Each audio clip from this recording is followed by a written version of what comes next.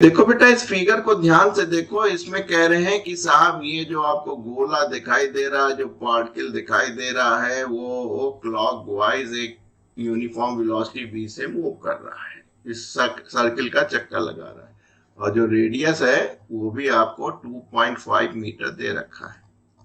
Am I right? और यहाँ पे आपको ए दिखाई दे रहा है, जो कि क्या है, 15 मीटर पर सेकंड स्क्वायर, यानी एक एक्सेलेरेशन है। आपको बताना क्या है, कहना कि स्पीड ऑफ द पार्टिकल यानी v बताइए कितनी होगी।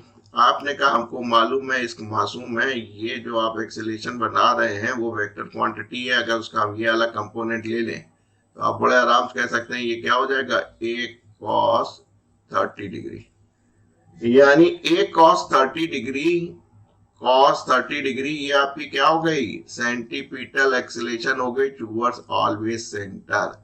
और ये बराबर किसके होती है, v स्क्वायर अपॉन r के।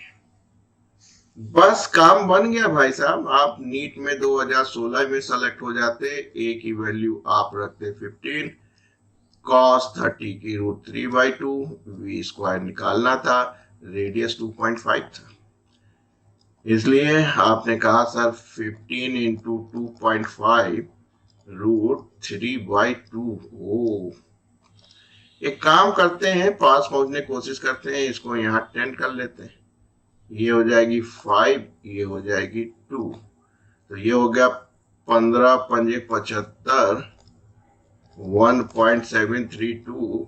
मेहनत तो पूरी करा ली डॉक्टर साहब आपसे। अब आप इसको गुणा कर लेते और उसके बाद इसको 4 से डिवाइड कर देते। इतनी मेहनत तो आपको करनी पड़ती। मैंने कैलकुलेटर उठा लिया है, 1.732 कर लिया है और इसको डिवाइड कर दिया है 4 से, और ये मिल रहा है 32.4।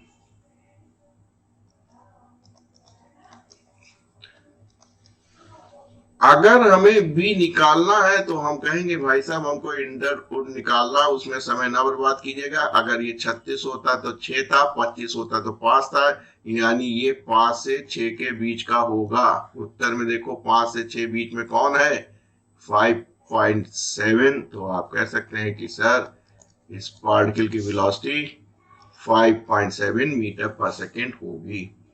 तो केवल यहाँ पे गुणा करके भाग करना था, और अंडरवुड हमेशा अप्रोक्सीमेट से निकालिएगा। समझ रहे ना डॉक्टर साहब?